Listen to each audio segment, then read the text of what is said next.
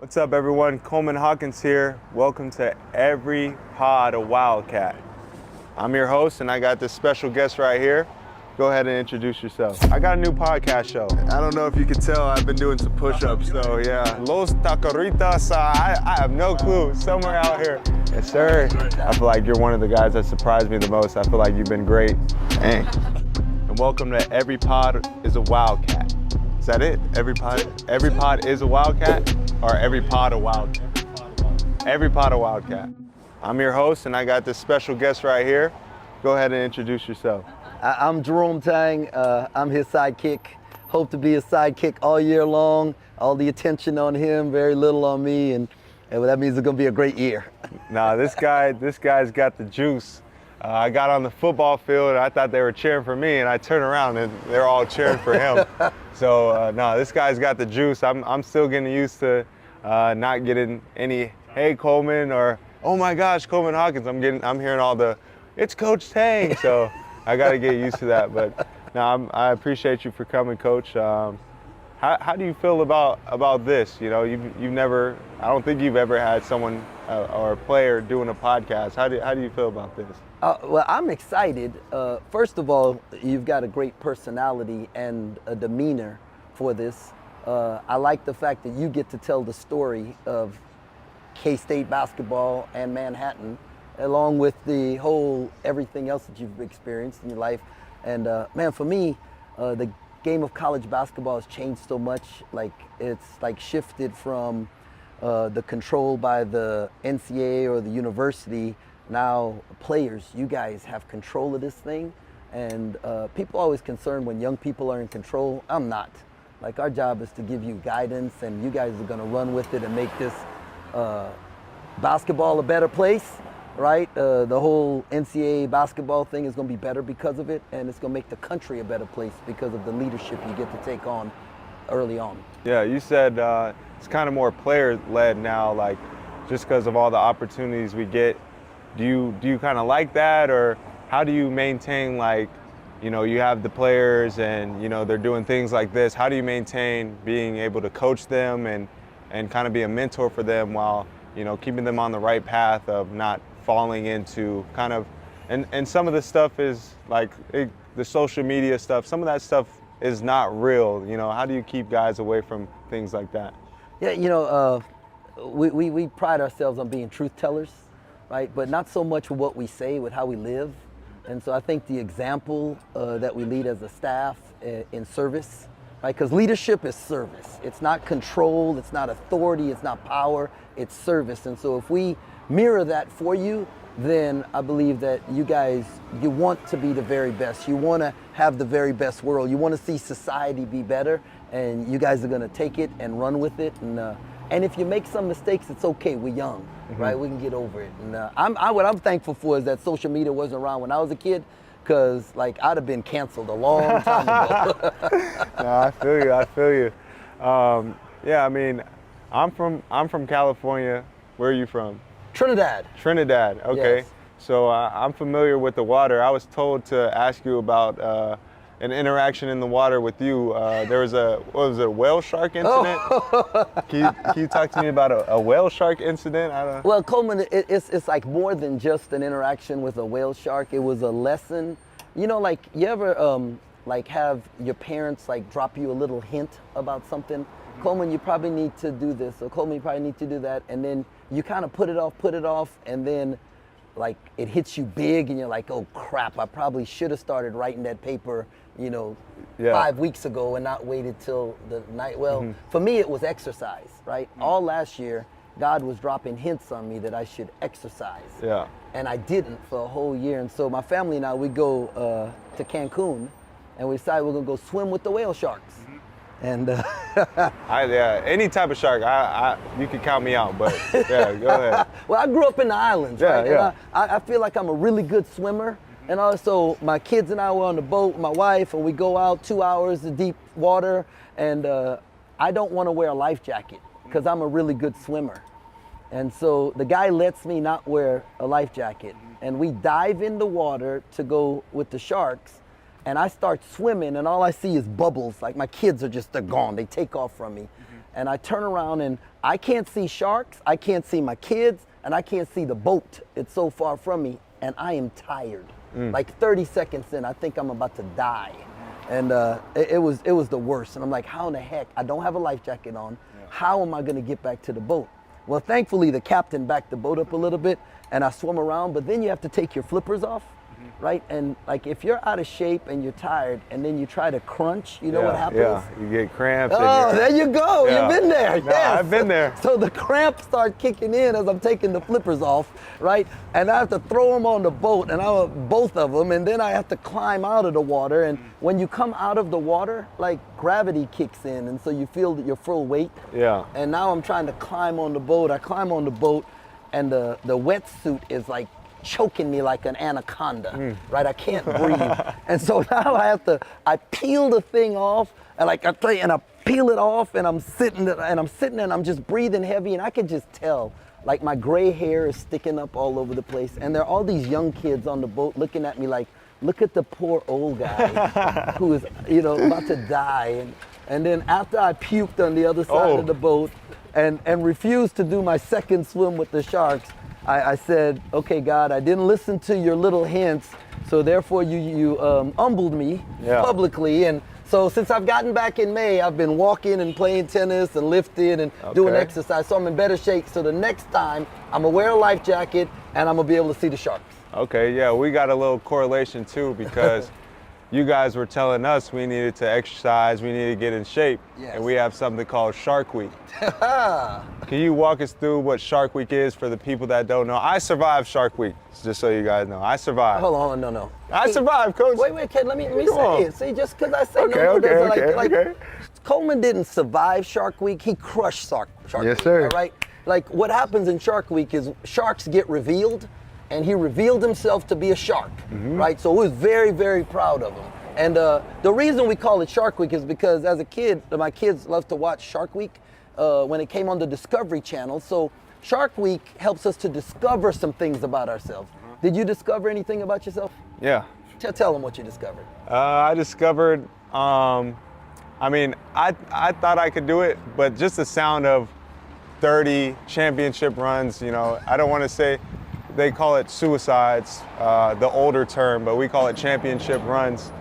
30 of those, in my head, it sounded like there's no way I'm gonna do this, like, what are we doing? And then I went out and did it, so it just showed that, if you go out and do it, that was my whole mindset, is just go out and do it, because nothing's gonna change. It's very accomplishable, so that's what I learned about myself. It's a paper ceiling, right?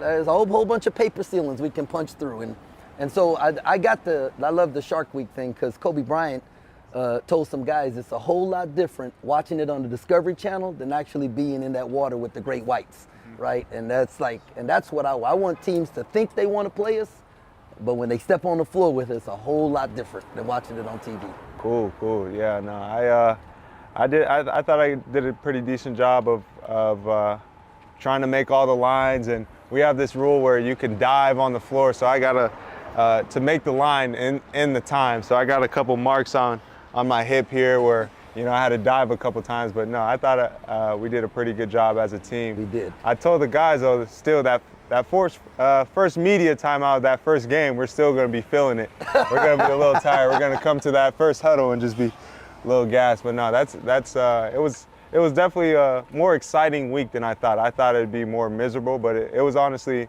a really good week for us, and I think we came together a little bit more. So what did you think of the retreat? The retreat? If I'm being honest, I thought we were gonna do more. Like I thought we were gonna do like way more, but as long as we did a ropes course, so you didn't realize how high up you were until you got up there. So you're obviously harnessed in, but you have to climb up this tall like telephone pole, basically. I don't know the exact height, but you were high up there. So you climb up, and then you gotta basically do like a barrel walk across, no rope or nothing. You're just walking, and then you gotta do like a little ropes course where you're pulling yourself across, and then you have to zip line, which you definitely feel it in your stomach when you go. So it like you get up there and you're kind of spooked, but The whole purpose was, your team had you kind of hooked in on the what's the word? The harness, yeah. And your teammates basically just let you know that they got you. You're not gonna fall, you're not gonna hurt yourself. So once you realize that, you kind of just go out and do it. And that's what a lot of the guys had a hard time understanding is, although you're high up, like your team's got you. And there was also one where you climb up the telephone pole and there's like no rope or nothing. You're in a harness, but then you have to jump and catch yourself on like a bar and do pull-ups. But like your jump, like you're like shaking, you're wobbling, and like I'm telling you, if you guys saw it, it's not as like easy as you think. But once you have the proper mindset, you were able to get through it. And I think Max did it. How long did it take? 25 seconds. 25 seconds. It's a record. Meanwhile, everyone else was up there shaking, and it took them about 10 minutes to just have the courage to simply just jump and grab on. So no, it was a fun time at the retreat for sure. So yeah, I'll say this: you're kind of like one of my first coaches who really preach like about little things. You harp on little things like how much does like attention to detail and those little things matter to you, and what I know you won like Coach of the Year. How is those little things prepared not only yourself but all of your teams? Yeah, I've never been the most talented person, or like didn't have a leg up on anything. So every step I made, it had to be because I did all the little things better than everybody else. And so when you're always from an underdog perspective, you're like constantly looking for what's the edge in a situation. And we have a talented team, but I feel like we could be exceptional if we will pay attention to the little things.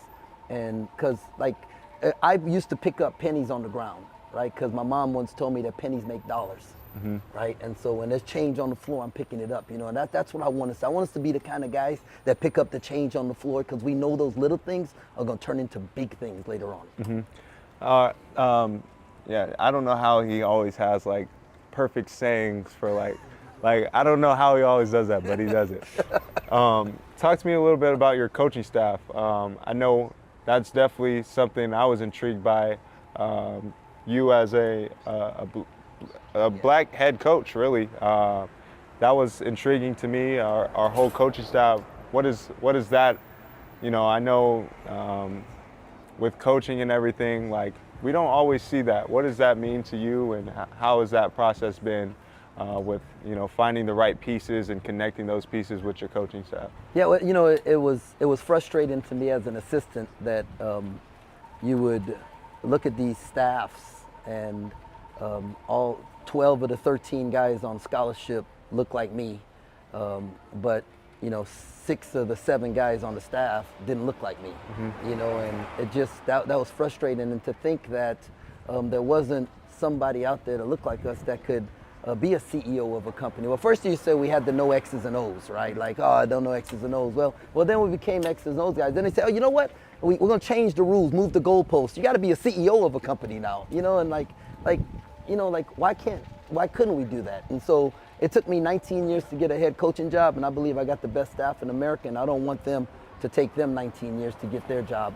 And so if we can show that we can be successful and we can be CEOs and we can X's and O's with the best of them and we can mentor and all those things, fundraise and all the things that we have to do, then those guys are going to get opportunities because of our success. So it was very intentional what I did in hiring these guys. But I've known these guys, known Yurik since he was 18, known Jerome for over 16 years, known Marco for about the same, maybe a little longer, 20 years. And so those guys, Rodney Perry, have known of him and him for a very long time. So it was intentional, and why shouldn't the best players? And you're the best player in the portal, right? Why shouldn't the best player in the portal play for a black head coach? I agree, and that's real. I mean, it's nothing against anybody, but it's real. So no, I agree with everything you said, and like I said, that was very intriguing for me. So we talked about the coaching staff. Now let's talk about the players. How do you find, and today's day and age with the portal and everything, how do you find and I can see it, and I was talking to David a little bit. He asked me how was the previous teams I've been on connected, and I talked about how my freshman year team was They play together for 3 years. How do you find the right group of guys to quickly be able to pull them in? You've talked to us about pouring out your cup and getting information on us, and you kind of throw out that information. How do you get guys in today's day and age to form a team and be able to win basketball games? This is going to sound crazy, but we actually pray as a staff, God, send us the ones you want us to have and close the doors on the ones that you don't. So I believe that every guy in our circle, it's intentional that God wanted them here. And so whether it's they needed me or I needed them, right? There's just somewhere that, and so now my job is to form a heart connection, right? To build a bridge from my heart to yours so that we can allow this relationship to grow. And if we can do that with each of these guys, then all of them open themselves up and we open ourselves up to like really come together. Because we have to speed this thing up, right? We got 10 months to do this thing for some of the guys. And so it is about like knowing that everyone here was here with a reason and a purpose, and we prayed for them. And then that it's my job, our staff's job, to connect, like not just coach, but heart connect. Because you know what we do? We take bullets for those we love, not for those we fear, right? And so if I can get you to fall in love with me, right? If you can get your teammates to fall in love with you, then they're gonna take a bullet for you. They're gonna lay their life down for you, right? If they just like you or respect you, or even if they're afraid of you, worry about Coleman being mad, then they're not gonna do that, right? And you're not gonna do that for me if you're afraid. Oh, I'm afraid coach might do this or coach might do that. Well, then you're gonna kind of do what you're supposed to do, or just do enough, right? But if we can make this love connection, and I believe it, man, like it's just the greatest motivator is love, and so that's the thing that we do. That's cool. Yeah, no, I agree, and it's one of my previous coaches said it's like speed dating. It's like in and out, and you're trying to find it. So no, I definitely see it. If you can kind of like makeshift one rule or change a rule, like NCAA wise or college basketball wise, what would it be for you? Ooh, man, that's a good one. Like a basketball rule or just Here, this is mine. Huh? No offense to you. I would shorten the summertime workouts. I love that. No. I wish like they would move. You know, we have to do camps in June, right? And so if you're gonna work camp, right, that means you got to be there in June to get paid. Well, now you guys are getting paid, so like you really don't need the camp money. Yeah. So I would like not have you there in June, so you could go home, work out with your workout guy, do vacation, do all those kind of things, then bring you in July, give us 4 weeks in July, give you 2 weeks off in August, and then come back. I'm all about that. Hey, I am all about that. My time is up. We don't want to see y'all jokers all summer. No, I agree. No, I agree.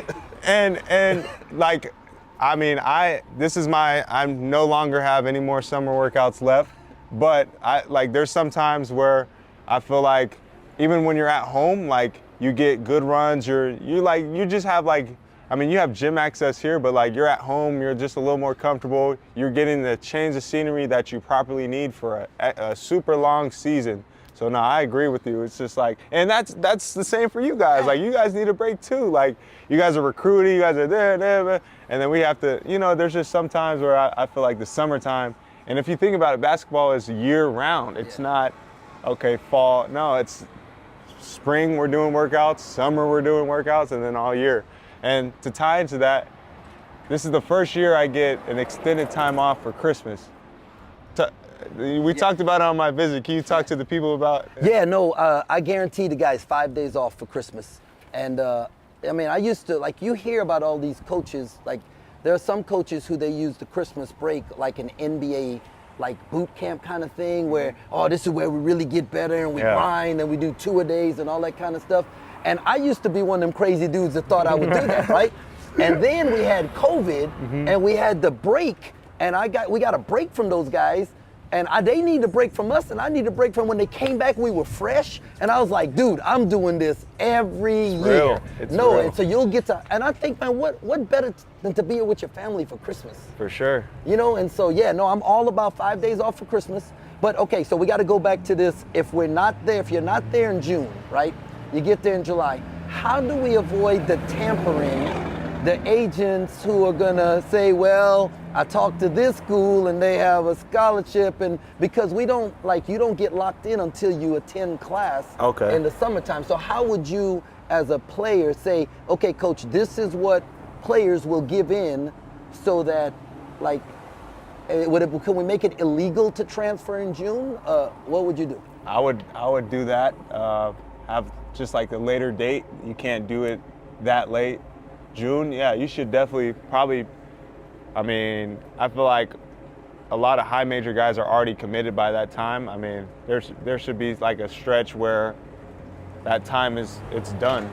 And if we're talking dates, I mean, the NBA combine date and the transfer portal date, all those dates need some work too, though. They do, but they don't line up. Because, they don't line up. Like the draft's on the 26th, you got to withdraw your name out like a week before that or something, too, you know, and so there's got to be some collaboration between the two levels of sports. NCAA, come holler at me. If you can, just come holler at me. We can work something out. I'm looking out for my fellow student athletes, so yeah, I'm looking out, but that's all the time we got today, Coach. I appreciate you, man. Make sure you guys tune in. This is the man right here, Coach Tang.